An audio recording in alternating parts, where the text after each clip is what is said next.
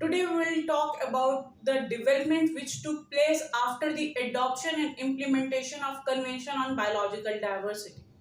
The first development was Conference of Party. Conference of Party is the meeting held of the contracting states of the convention, which and the major main agenda of those meeting was to discuss about the implementation and monitoring of the Convention on Biological Diversity.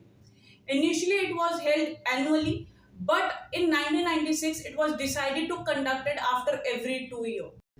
The second development was the Cartagena Protocol, which was adopted in the year 2000 and came into force on 11th of September 2003. India has ratified this protocol and it is a legally binding document. This protocol is with regard to biosafety. As the name says, biosafety is safety of the biological resources. But the question arises against which it provides safety. So it ensures the safety and protection against the harmful effects of biotechnology. Now, biotechnology is the development or growth of the modern technology by which the biological resources are modified or are converted in such a manner, used in such a manner that they are proved beneficial for the human beings. For example, by enhancing the nutritious value of the agricultural products, by maintaining the ecological balance, by improving the proportion of the components found in the environment and other. But along with the uses, it also has an adverse impact on the environment as well as on the biological resources, such as erosion of fertility of the soil, extinction of certain kind of species. It also damages the environment in a long run. Now, biosafety provides protection and safety against these harmful effects.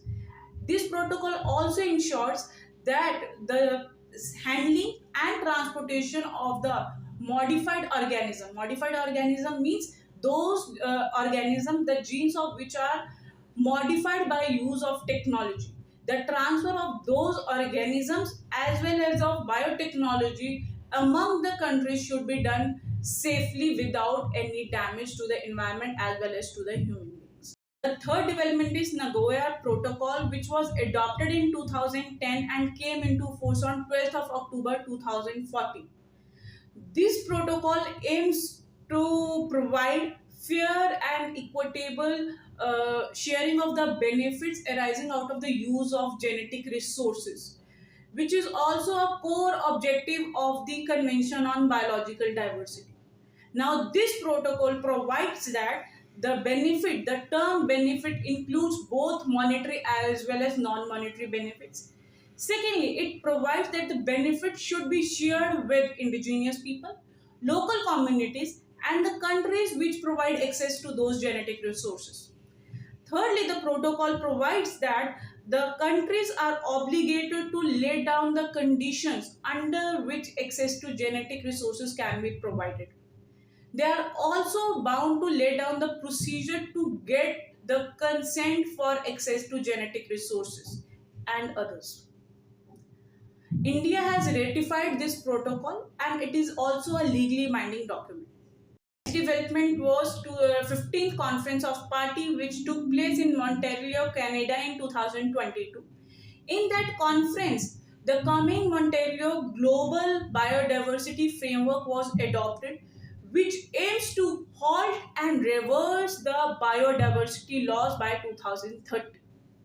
The next major development is with regard to 16th Conference of Parties, which was held in Cali, Colombia in 2024. This conference gives rise to three major developments.